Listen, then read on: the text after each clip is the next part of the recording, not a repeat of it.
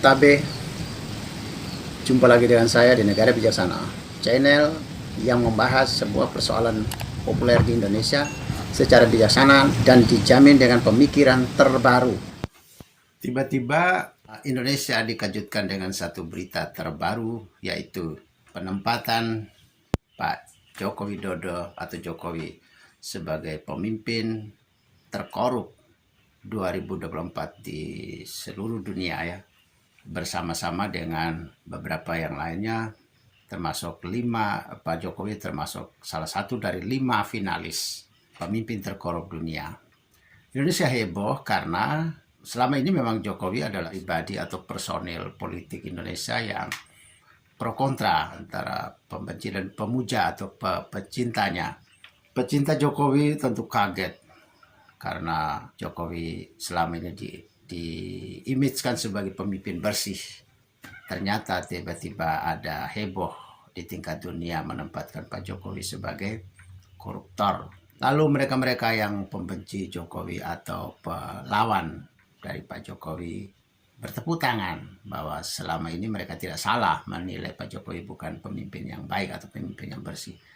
Mereka merasa data ini menunjukkan bahwa mereka benar, tuduhan mereka benar. Nah, siapakah organisasi atau pribadi yang berada di balik ini? Yaitu Organized Crime and Corruption Reporting Project atau proyek pelaporan korupsi dan kejahatan terorganisir di tingkat dunia. Organisasi ini berpusat di Inggris, didirikan oleh 2 wartawan senior dari India kalau tidak salah ya. Pertanyaan paling puncak, paling penting di sini adalah apakah betul Pak Jokowi adalah salah satu koruptor terkorup di dunia, atau lebih tepatnya percayakah kita pada laporan itu?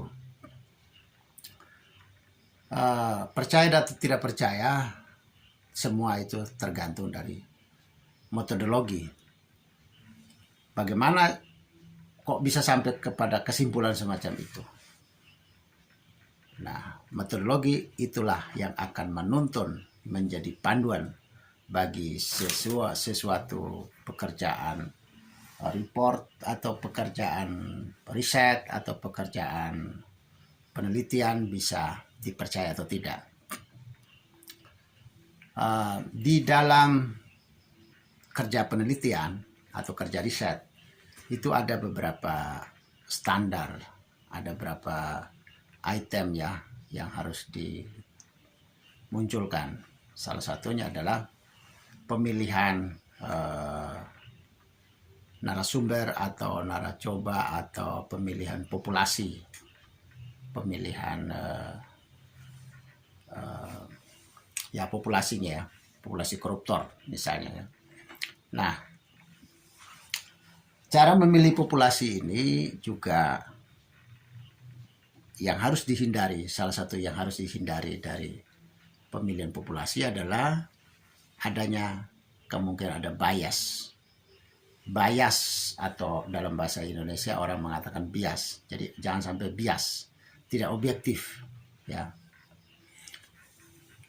Ketidakobjektifan ini dilihat dari ada kepentingan apa di balik seorang peneliti atau seorang periset. Nah, penelitian tidak steril juga. Toh yang melakukan penelitian adalah manusia juga, sehingga manusia juga aspek kemanusiaan, aspek manusiawinya tidak sulit dilepas dari situ. Oleh karena itu, metodologi yang paling menentukan apakah bias bisa terjadi tidak dalam sebuah riset atau dalam sebuah penelitian atau dalam sebuah kerja ilmu pengetahuan ya, atau kerja keilmuan, apakah bisa dijaga enggak independensi atau objektivitas atau bias tidak terjadi atau tidak bias gitu. Nah, seringkali bias ini adalah terjadi pada kepentingan antara peneliti atau researcher dengan para pendonor, salah satunya para donatur. Nah, kalau seseorang itu menyangkut populasi itu, yang masuk dalam sebuah populasi itu, ternyata dia adalah seorang pendonor atau seorang yang punya pengaruh terhadap sebuah kerja ilmiah ini atau kerja penelitian itu, kerja riset ini, maka itu bisa mengganggu objektivitas, mengganggu kinerja dari seorang peneliti atau dari seorang periset ya. Dalam hal ini misalnya mereka yang punya kekuasaan ekonomi misalnya, apakah ada atau tidak pekerjaan ini dipengaruhi, ada atau tidak pembiayaan sebuah penelitian ini atau riset ini ada hubungan enggak dengan populasi yang memungkinkan menjadi sebuah populasi dalam sebuah riset ini. Maka harus dijaga netralitasnya, biasnya harus dijaga ya. Nah, dalam hal ini pembiaya organisasi ini atau kegiatan laporan ini adalah pemerintah di negara barat, di negara Amerika, di Eropa, ada beberapa negara itu menjadi dari data yang menunjukkan dari Wikipedia atau dari beberapa website, termasuk websitenya organisasi ini atau organisasi namanya OCCRP ya. Apakah organisasi ini memiliki atau populasinya yang memiliki kepentingan atau tidak dengan pembiayaan ini? Maka kelihatan sekali bahwa ternyata hasil penelusuran saya, ternyata pembiaya atau donatur dari organisasi ini atau kegiatan pelaporan ini adalah pemerintah dari beberapa negara di barat, termasuk Amerika dan beberapa negara di Eropa ya. Mereka yang memberi donatur, sebagai donaturnya, biaya, penanggung jawab biaya. Nah, pertanyaan kita adalah seberapa jarak yang dijaga jaraknya seberapa jauh yang bisa dijaga oleh perisetnya atau oleh penelitinya dalam rangka untuk menjamin bahwa pemimpin dari negara-negara donatur ini tidak masuk atau mau masuk sebagai sebuah populasi, sebagai sebuah sampel. Ini yang perlu diketahui oleh publik ya. Dan sampai saat ini tidak ada satu penjelasan bagaimana cara mereka menjaga netralitas, tidak terpengaruh dengan cara memilih populasi atau cara memilih sampel, sehingga pemimpin dari negara-negara pemberi donor ini tidak masuk atau masuk. Nah, ini yang tidak ada. Nah, saya menduga saja ya, meskipun belum pasti ya. Saya menduga bahwa pemimpin dari negara donor ini tidak dimasukkan sebagai calon populasi atau calon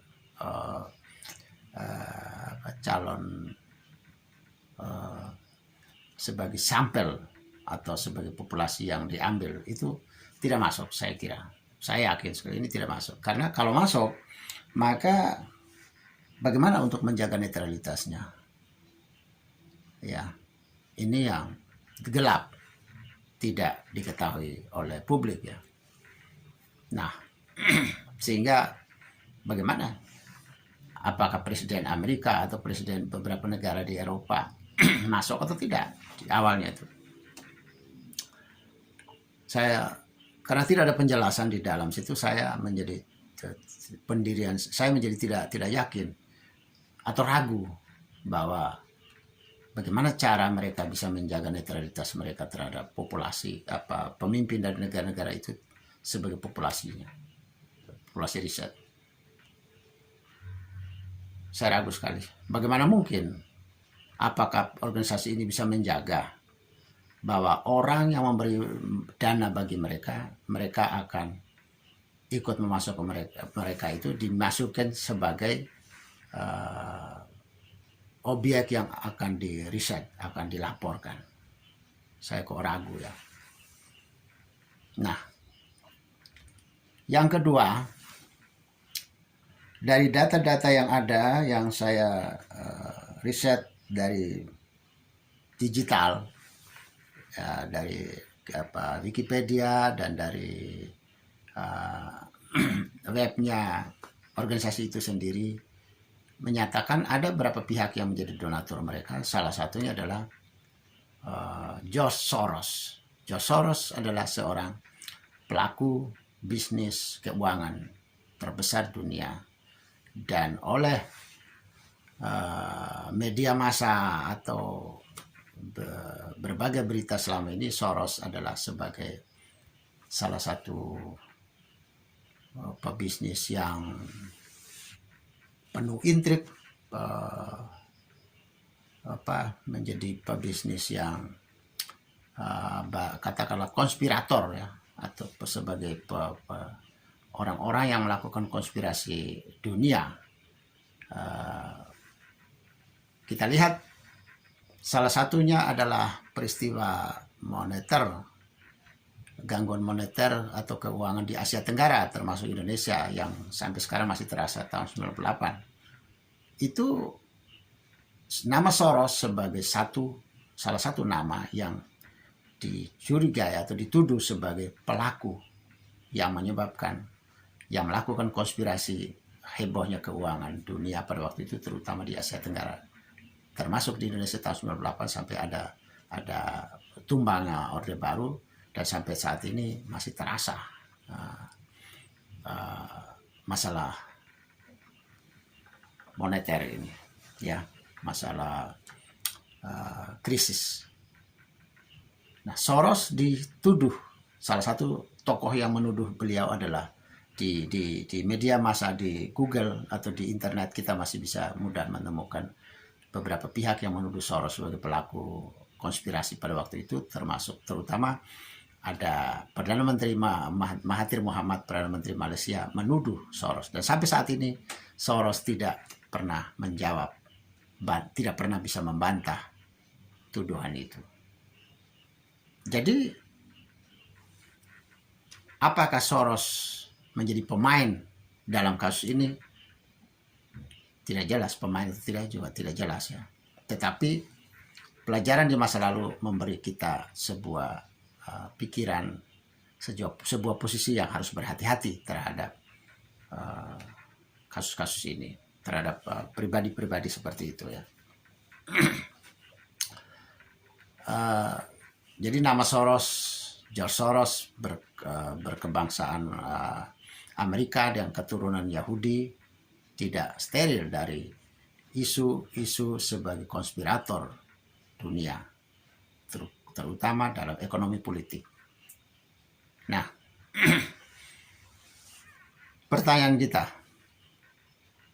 masihkah kita percaya pada, kalau di atas kertas dari tujuan organisasi ini ya, tujuan organisasi ini di atas kertas kita bisa melihat bahwa bagus tujuannya, dia untuk melakukan keterbukaan pengelolaan keuangan di setiap negara ya, bagus, dia mencegah kejahatan-kejahatan di negara-negara di dunia, itu bagus, itu di atas kertas namanya desain ya. Tapi desolen atau faktanya, apakah memang terjadi semacam itu? Belum tentu. Kita lihat seperti ya, namanya universitas itu selalu menciptakan insan cendekiawan yang berbudi luhur, berbudi pekerti, yang bermoral, beretika. Tapi dalam kenyataan tidak selalu begitu. Banyak sarjana tidak beres juga ya. Baru-baru misalnya kita lihat ya, banyak ada kasus percetakan uang palsu di sebuah universitas negeri di Indonesia yang dilakukan oleh para dosen juga. Nah, itu kan tidak, desainnya memang mau menciptakan insan yang hebat, yang cendekiawan, yang berilmu dan berakhlak gitu. Tapi dalam kenyataan atau dasolanya tidak seperti itu. Dasolanya lah berbeda dengan dasain. Nah, begitu juga dengan lembaga ini, meskipun dia punya tujuannya bagus, tapi dalam kenyataan, dalam operasionalnya belum tentu bagus. Nah, kita lihat dari segi pendanaan, dari segi orang-orang yang berada, pihak-pihak yang berada di balik ini. Maka posisi-posisi seperti ini sulit dijaga independensi dari sebuah riset, dari sebuah pelaporan, dan sulit dijaga juga bias kepentingan orang-orang di balik dari kegiatan ini, orang-orang di balik organisasi ini juga sulit dihindari. Apalagi yang nama-nama yang berada di balik organisasi ini atau di balik kegiatan ini adalah nama-nama yang memiliki reputasi buruk di tingkat global, sehingga sulit bisa dipercayai secara total atau secara penuh ya. Kita percaya pada laporan ini juga susah. Ini secara metodologis, bagaimana menjaga independensi atau menjaga bias yang masuk mempengaruhi para peneliti, para pelapor. Ini susah dijaga. Ya. Yang berikut lagi bahwa beberapa negara, termasuk negara Eropa ini, akhir-akhir ini mereka memang tidak suka dengan Indonesia, karena Indonesia di zaman Jokowi memang melakukan banyak kebijakan-kebijakan yang merugikan bagi negara-negara Barat, karena salah satunya adalah kebijakan dalam rangka kebijakan Jokowi dalam rangka hilirisasi. Itu kan banyak komoditi-komoditi bahan dasar kita yang akhirnya tidak bisa dikirim ke luar negeri lagi, karena kita memiliki peningkatan daya nilai ekonomi barang kita untuk diproduksi sendiri di Indonesia, hilirisasi itu. Sehingga banyak negara-negara Barat yang merasa mereka kewalahan, tidak ada pemasok lagi, dari Indonesia sudah stop. Nah, ini mereka juga punya kepentingan, termasuk dengan beberapa proyek bisnis orang-orang negara-negara Barat yang ada di Indonesia, termasuk dinegosiasi oleh Jokowi lagi. Beberapa perusahaan di Indonesia, perusahaan multinasional yang ada di Indonesia, yang sudah berjalan berpuluh-puluh tahun dengan status bagi hasilnya, persentasenya sudah dijadwal, sudah disetujui atau sudah disepakati dan sudah berjalan lama, tapi oleh bagi presiden di Indonesia merasa tidak bisa dibatalkan kembali, misalnya seperti Freeport. Tapi oleh Jokowi ternyata bisa dibatalkan atau bisa dinegosiasi kembali, sehingga baru terjadi pada zaman Jokowi beberapa perusahaan multinasional yang ada di Indonesia melakukan perubahan perjanjian, yaitu memberi jatah persentase keuntungan kepada Indonesia jauh lebih besar dibanding yang selama ini terjadi. Dan mereka merasa itu mereka di pihak yang dirugikan, tapi Indonesia berada di pihak yang diuntungkan. Tentu mereka tidak terlalu nyaman dengan situasi ini, dengan situasi bahwa Pak Jokowi memiliki kebijakan dan ketegasan yang ada di Indonesia, membuat ekonomi mereka kesulitan karena tidak dapat pasokan bahan dasar dari Indonesia atau bahan mentah dari Indonesia. Sehingga kita ragu dengan motif-motif di balik ini, ya. Tapi oke, begini.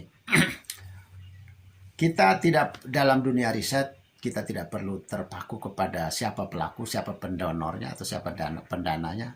Tapi okelah, kita berpikiran positif saja bahwa peneliti-peneliti atau pelapor-pelapor ini tidak bisa menjaga netralitas mereka. Oke, kita anggap itu ya, asumsinya begitu ya. Meskipun ini juga belum pasti. Mau mereka netral, tidak netral, kita juga belum tahu pasti ya. Anggap saja mereka netral. Oke, kalau mereka netral, maka pertanyaannya, maka ada satu hal lagi yang bisa menjamin sebuah laporan atau sebuah penelitian bisa dijaga kebenaran atau validitasnya, adalah dengan cara kebenaran metodologi yang dipakai, ya. Nah, kebenaran metodologi yang dipakai, ya. Nah, satu item yang dalam metodologi yang dipakai itu adalah misalnya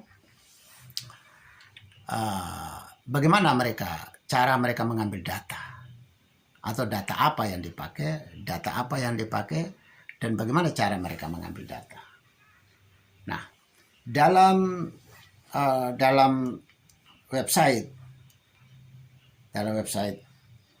di Wikipedia atau di websitenya organisasi ini menunjukkan bahwa mereka adalah organisasi yang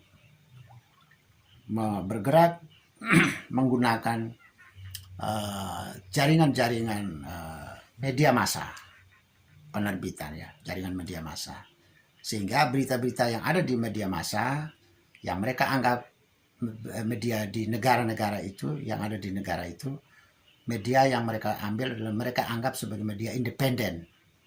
Laporan-laporan korupsi dari media tersebut itu yang mereka pakai sebagai dasar pasokan bahannya, informasinya. Nah, ada juga yang mereka pakai adalah semacam survei atau semacam wawancara atau polling, ya. Di babak terakhir, babak finalnya mereka melakukan polling.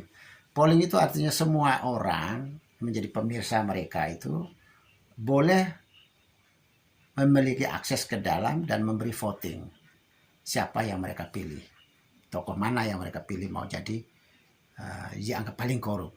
Nah, kalau mereka pakai adalah berita dari media massa dan di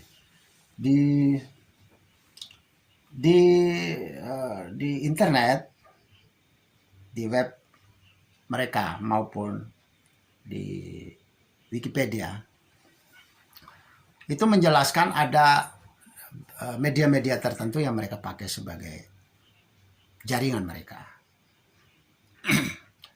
Pertanyaan kita adalah, apakah media-media di Indonesia ini, kita yakinkah media itu independen?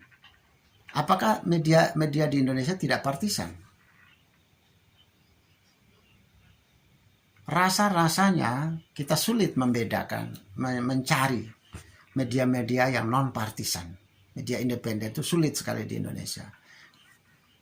Media ini, kelompok media ini sudah dalam kaplingan politik, aliran ini, atau dalam kaplingan kelompoknya ini atau koalisi ini, mereka cenderung ke koalisi ini, cenderung ke kelompok ini.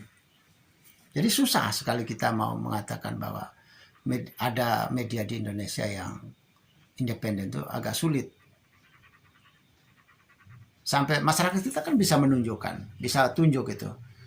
Media ini, TV ini, koran ini berada di kelompok mana, berada di politikus mana, atau milik dari partai apa atau koalisi apa. Itu kan sudah, masyarakat kita kan mudah menunjukkan itu.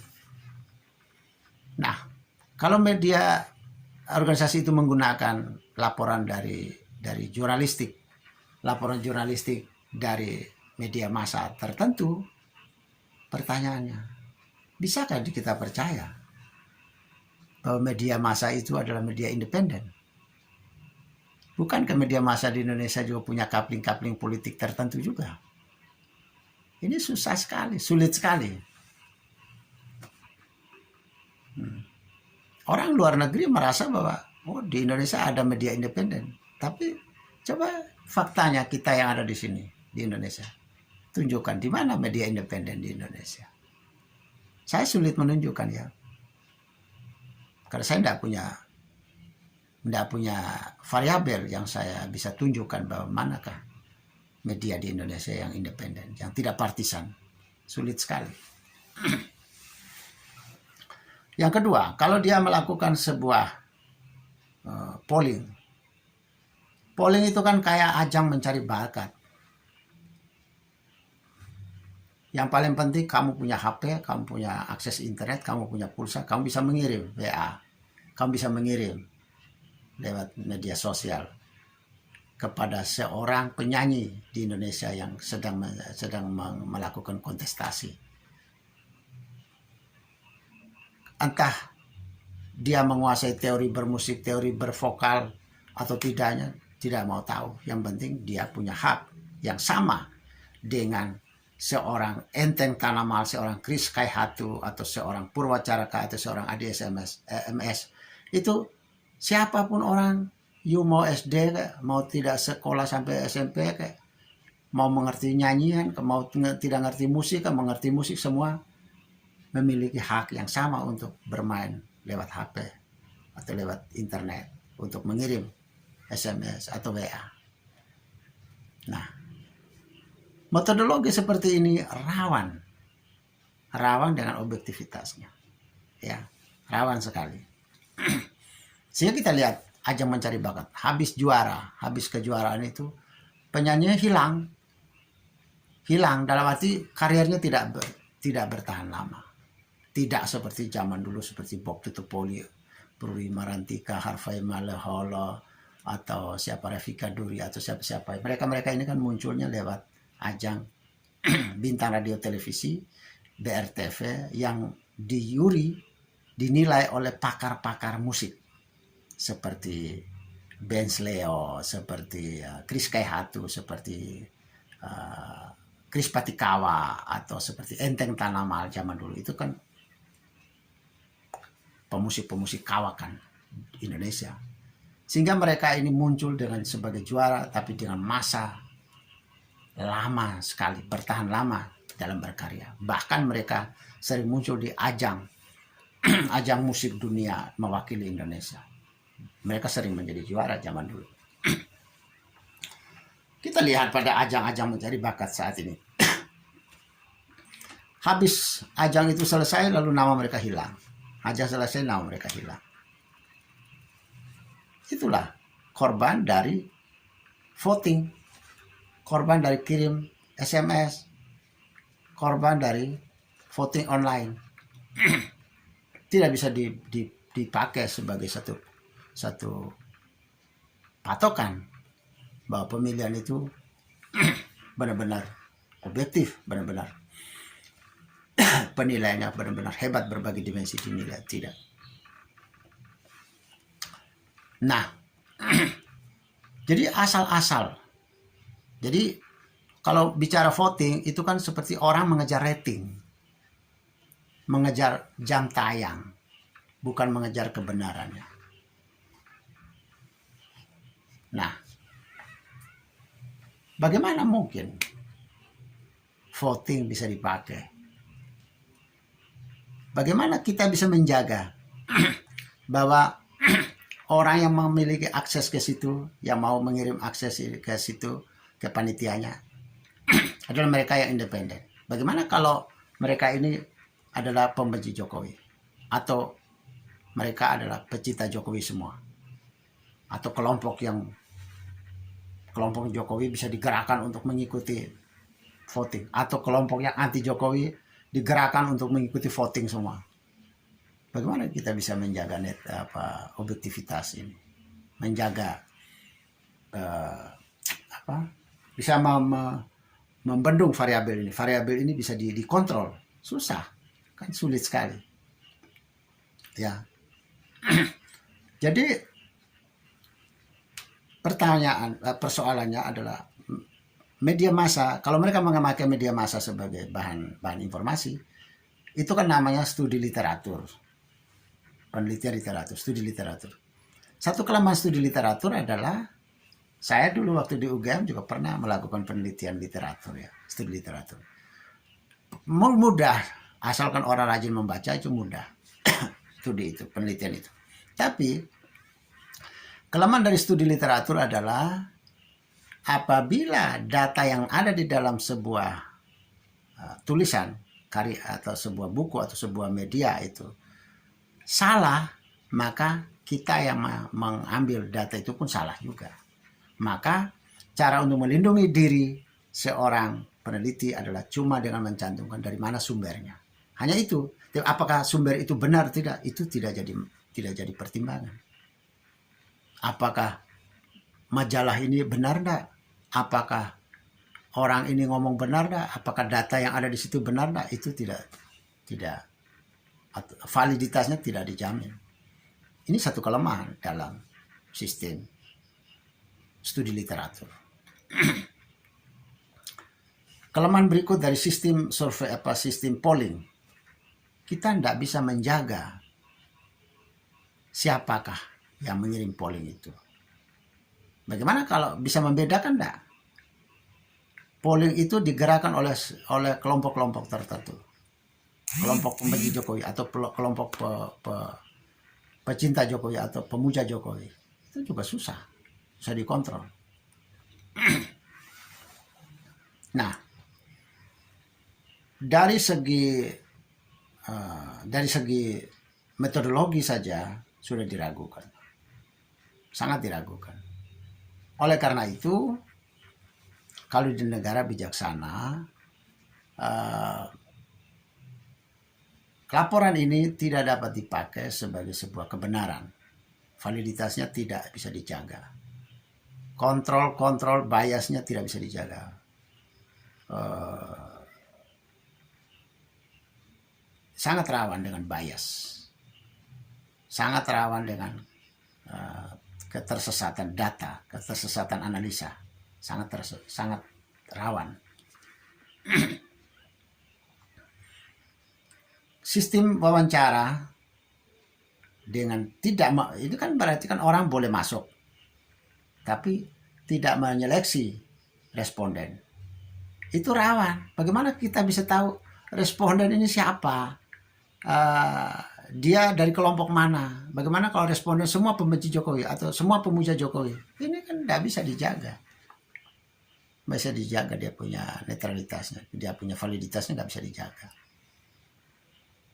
Ya, jadi ada kelemahan di dalam pemilihan sampel atau pemilihan sumber data dengan studi literatur dan studi polling, sistem polling. Ya. Nah, jadi secara riset, secara metodologis, laporan ini tidak dapat dipertanggungjawabkan kebenarannya. Boleh dibilang ini untuk dunia entertain, hanya sekedar kejar rating atau kejar jam tayang atau mengejar follower, tidak dapat dipakai sebagai kebenaran. Nah, apa kalau kita lihat dari segi Indonesia, sebuah negara itu kan ada ketatanegaraannya. Kita mengenal dunia hukum. Seseorang disebut koruptor adalah ketika dia divonis oleh hakim. Berarti kan sebelum divonis hakim, dia digelar, diseret ke pengadilan atau diproses dulu. Diawali dengan dengan tertuduh. Sebelum tertuduh, dia diawali dengan terduga tersangka. Nah, ini tanpa melalui tahap-tahap ini langsung ke terpidana, vonis bahwa seorang ini koruptor.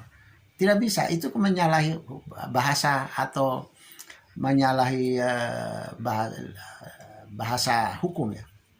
Kalau kita tertib hukum, maka bahasa hukumnya adalah koruptor itu adalah mereka yang sudah diputuskan oleh pengadilan sebagai pencuri uang negara, penggelapan uang negara. Itu disebut koruptor.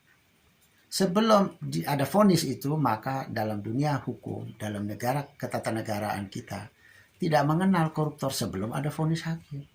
Jokowi ini kan belum pernah ada orang yang menggeret dia ke pengadilan.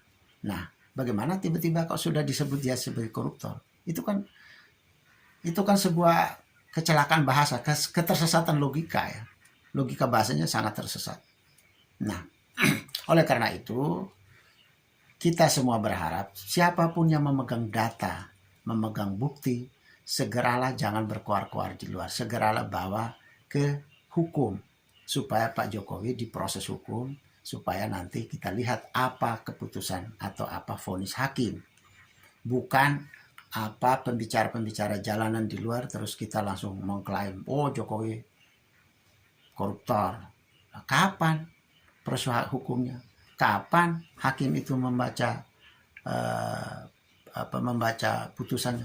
Tidak pernah ada waktu tiba-tiba sudah koruptor.